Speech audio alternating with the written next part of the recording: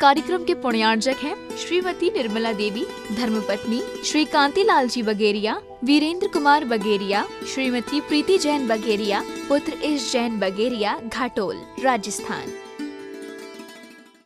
जय जिनेंद्र, मैं शिफाली जैन और आप सभी का स्वागत है जिनवाड़ी चैनल पर। दर्शकों, विगत वर्ष से संत शिरोमणि आचार्य श्री विद्यासागर जी महाराज के संयम स्वर्ण महोत्सव वर्ष की पावन श्रृंखला में देश भर के धर्मावलंबी भक्त विभिन्न कार्यक्रमों का आयोजन कर रहे हैं। इसी मांगलिक श्रृंखला में राजस्थान की धर्मनगरी बांसवाड़ा के घाटोल स्थित श्री 1008 वासुपूज्य दिगंबर जैन मंदिर में 6 से 8 अप्रैल के मध्य संत शिरोमणि स्वर्णिम राष्ट्रीय संगोष्ठी का आयोजन किया गया। त्रय दिवसीय संगोष्ठी में सभी गुरु भक्तों ने मुनि श्री समता सागर जी महाराज एवं मेलक श्री निश्चय सागर जी महाराज के सानिध्य में संत शिरोमणि आचार्य श्री महाराज के व्यक्तित्व एवं कृतित्व पर चर्चा कर स्वयं को गुरुवर के जीवन से अभिप्रेरित किया। आयोजन की समस्त मांगलिक गतिविधियां इंदौर आश्रम के पनागढ़ से आए ब्रह्मचारी संजय भैया और जयपुर प्राकृत विभाग से आए ब्रह्मचारी डॉक्टर धर्मेंद्र जैन भैया के निर्देशन में संपन्न हुई। कल आपको संगोष्ठी के प्रथम दिन के ज्ञानवर्धक तथ्यों को जानने का अवसर मिला। आइए आज जानते हैं द्वितीय दिन के महत्वपूर्ण ज्ञान के वक्तव्यों को। संत शिरोमणि आचार्य श्री विद्यासागर जी महाराज के संयम स्वर्ण महोत्सव वर्ष के अंतर्गत 6 से 8 अप्रैल के मध्य राजस्थान की धर्मनगरी बांसवाड़ा के घाटोल स्थित श्री 1008 वासुपूज्य दिगंबर जैन मंदिर में संत शिरोमणि स्वर्णिम राष्ट्रीय संगोष्ठी का आयोजन किया गया। इस 3 दिवसीय कार्यक्रम की श्रृंखला में दूसरे दिन का शुभारंभ ब्रह्मचारी भैया जी ने प्रभु और गुरुओं को नमन कर किया। शिवं सुंदरं सत्यं शिवं सुंदरं विद्या गुरु वंदनम संता गुरु वंदनम। परम पूज्य मुनि श्री समता सागर जी महाराज की, परम पूज्य मेलक श्री निश्चय सागर जी महाराज की, समस्त मुनि संघ की जय। कार्यक्रम को सफल रूप से शुरू करने के निमित्त से साध्वी माता जी ने मंगलाचरण के माध्यम से कार्यक्रम स्थल पर भक्ति की भावना भाई।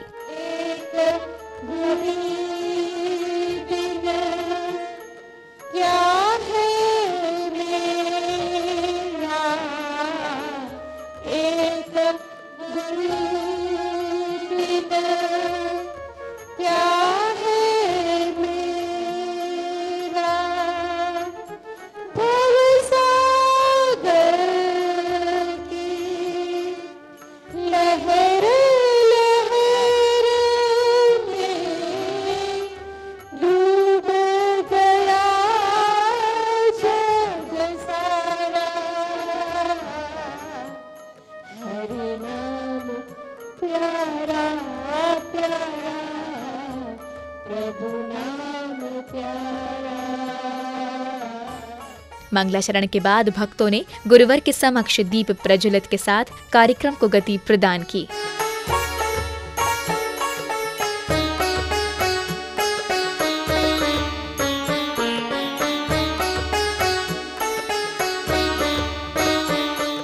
दीप प्रज्वलन के बाद ब्रह्मचारी भैया जी ने गुरुओं को नमन किया और फिर आचार्य श्री विद्यासागर जी महाराज के पशु संरक्षण के संबंध में महत्वपूर्ण बिंदुओं के बारे में कोटा से आई अर्चना दीदी ने अपने वक्तव्य में प्रस्तुत किया। विद्यासागर जी ने फलित प्रारूप गौ रक्षा और जनहित के कार्यों का सशक्त संदेश ही अपना लक्ष्य बनाया है। आचार्य श्री का संदेश, आचार्य श्री के संदेश में कोई संदेह नहीं है, बल्कि उनके संदेश में महानता है, पवित्रता है, दयालुता है, कर्मठता है, उज्ज्वलता है, आरोग्यता है, श्रेयस्ता है और अहिंसात्मकता है, जो धर्म का प्राण होने के साथ साथ प्राणी मात्र के प्राणों का आधार है, कर्णधार है। ऐसा आचार्य परमेश्वर का संदेश है। भारत देश, जिस भारत में हम सब निवास करते हैं, उस भारत देश का नामोच्चारण करने से हम सबका मस्तिष्क गर्व और गौरव से सुसज्जित हो जाता है। देखा है आपने, इस देश में प्रांत पृथक है, भाषा अलग है, खान पान भिन्न भिन्न है, रहन सहन में विविधता है, लेकिन फिर भी अवगाहन देने वाला आकाश और आश्रय देने वाली धरती एक ही है।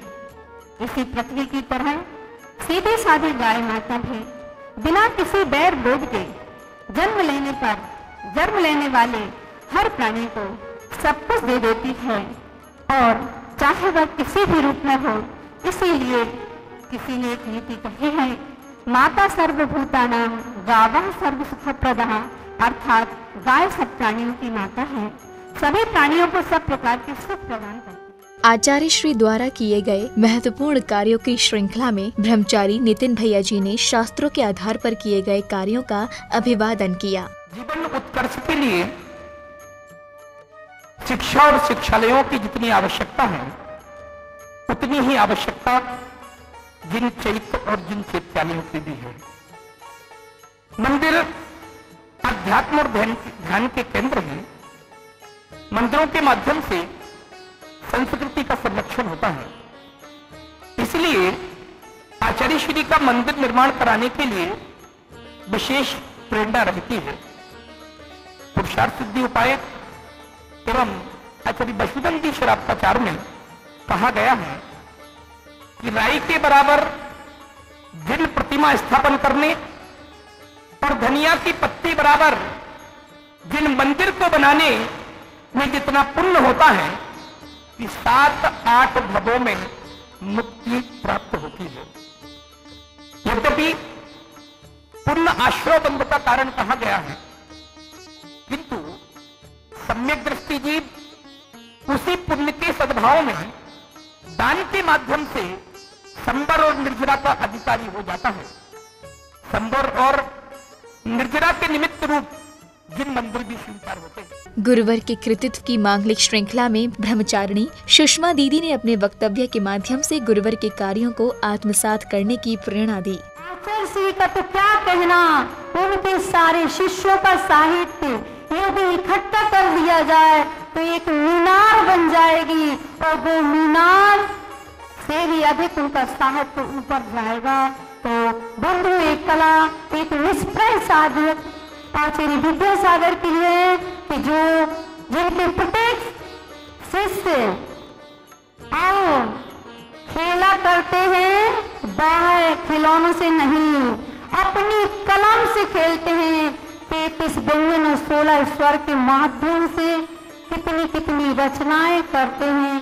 उनकी रचनाएं पढ़ करके भी उपस्थित महिला और भाई बहनों और श्रावकों का सारा जीवन निकल सकता है। कार्यक्रम में आगे मुनि श्री समता सागर जी महाराज ने संगोष्ठी का उद्देश्य स्पष्ट करते हुए बताया कि गुरुवर का व्यक्तित्व और कृतित्व हर व्यक्ति के लिए प्रेरणा स्रोत है। मैं आपको बतलाऊं कि सारी बातें गुरुवर कहते हैं ऐसा कोई जरूरी नहीं है, सारी बातों को कहा जाए ऐसा भी जरूरी नहीं होता। कई बार जिन बातों को आचार्य श्री कहते नहीं है वो भी निषेध के रूप में आ जाती हैं, और कई बार जिस बात की पुष्टि उनके सामने नहीं होती है वह बात भी निषेध के रूप में आ जाती है।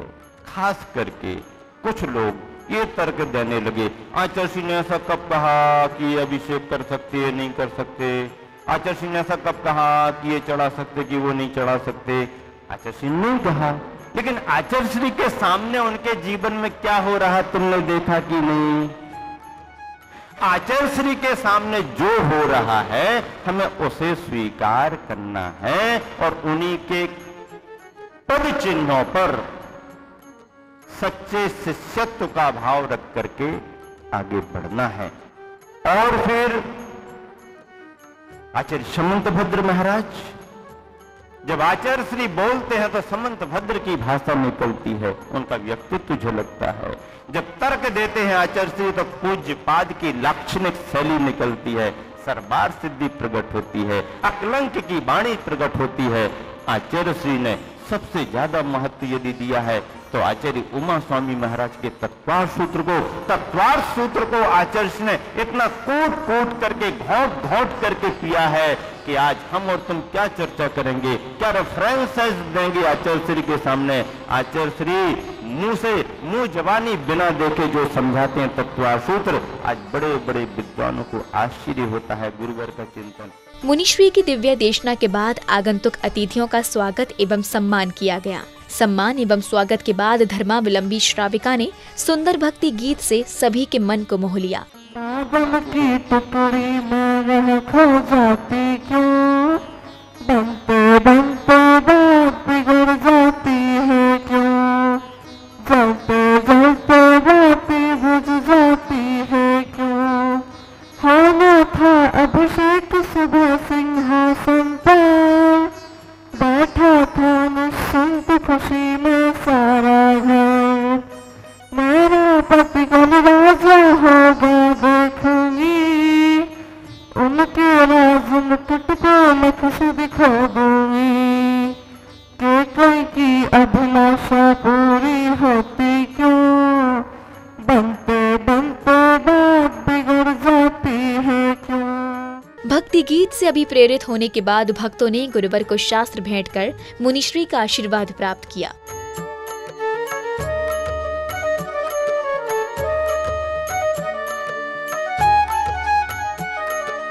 शास्त्र भेंट करने के बाद कार्यक्रम को गति प्रदान करते हुए ब्रह्मचारी जय निशांत भैया जी ने आचार्य श्री के बताए उद्देश्य सभी भक्तों को उनके जीवन में उतारने की प्रेरणा देते हुए शास्त्र वाचन किया। पूरी कार्य हो उसका शुभारंभ ध्वजा से किया जाता है और ध्वजा की दिशा के माध्यम से उस कार्यक्रम की सफलता की अनुभूति हम कर सकते हैं।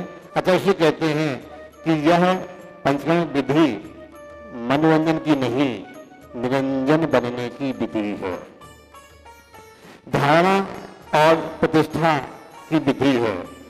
करने वाले को संकल्प लेना पड़ता है और यह प्रतिष्ठा विधि प्रभु बनने की प्रक्रिया है, बनाने की नहीं, बनने की प्रक्रिया है। इसका मूल उद्देश्य है कि हम निर्मोही बने, वीतरागी बने, असंयम से संयम की ओर चलें, संयम के बल पर अपने भीतर बैठे मोह की सत्ता पर प्रहार करें। कार्यक्रम में आगे संगोष्ठी में सहभागिता निभाने आए ब्रह्मचारी भैया जी ने शास्त्र ज्ञान के माध्यम से आचार्य श्री विद्यासागर जी महाराज के निमित्त को स्पष्ट किया।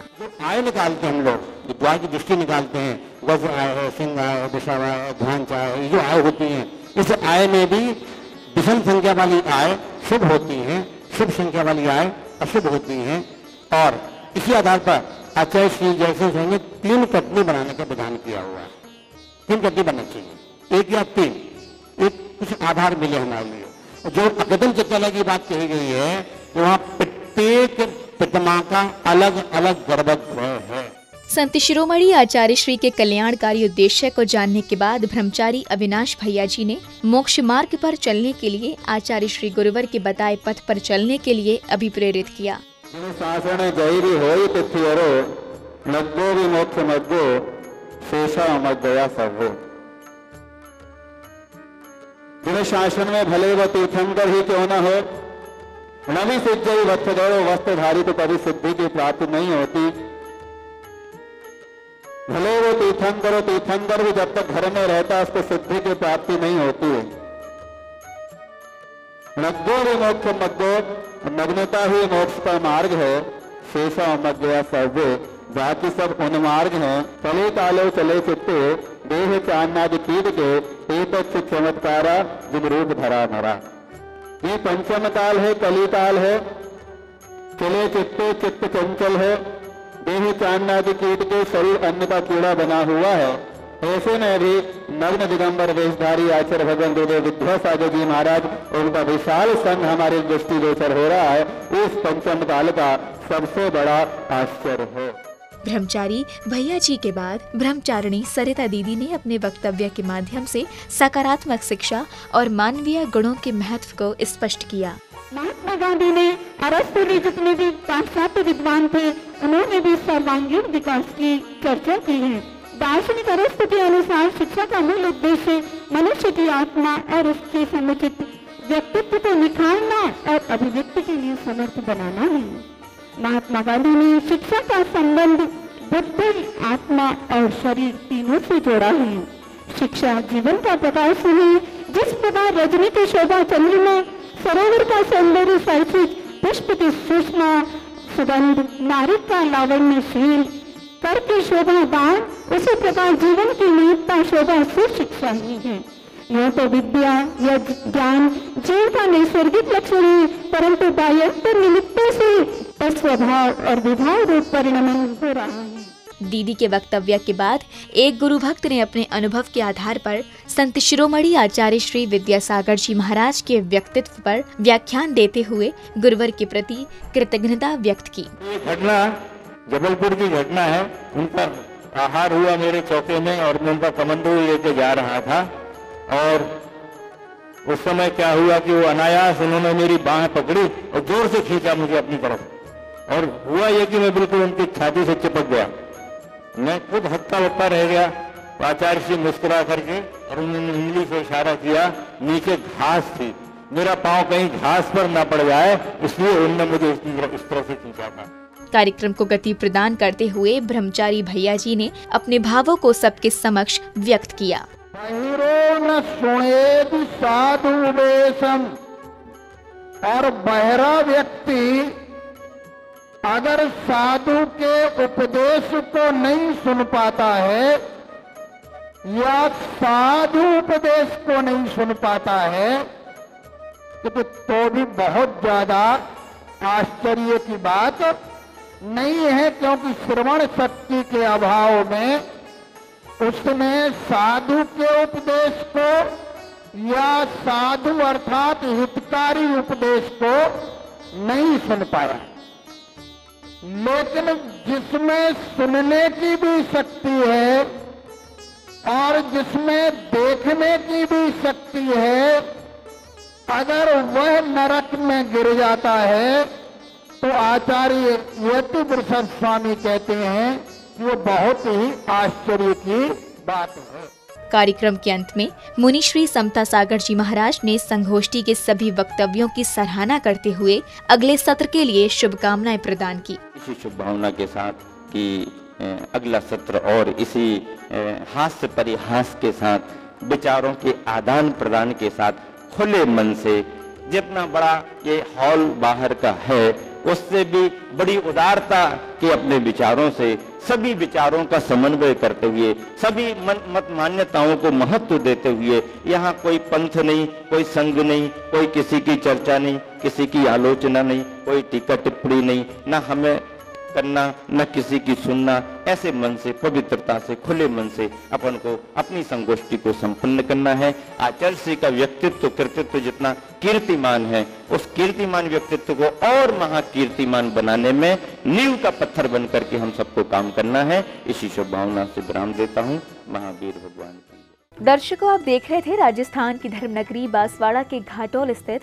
श्री 1008 वासु पूज्य दिगंबर जैन मंदिर में 6 से 8 अप्रैल के मध्य आयोजित हुई संत शिरोमणि स्वर्णिम राष्ट्रीय संगोष्ठी के ज्ञानवर्धक दृश्य।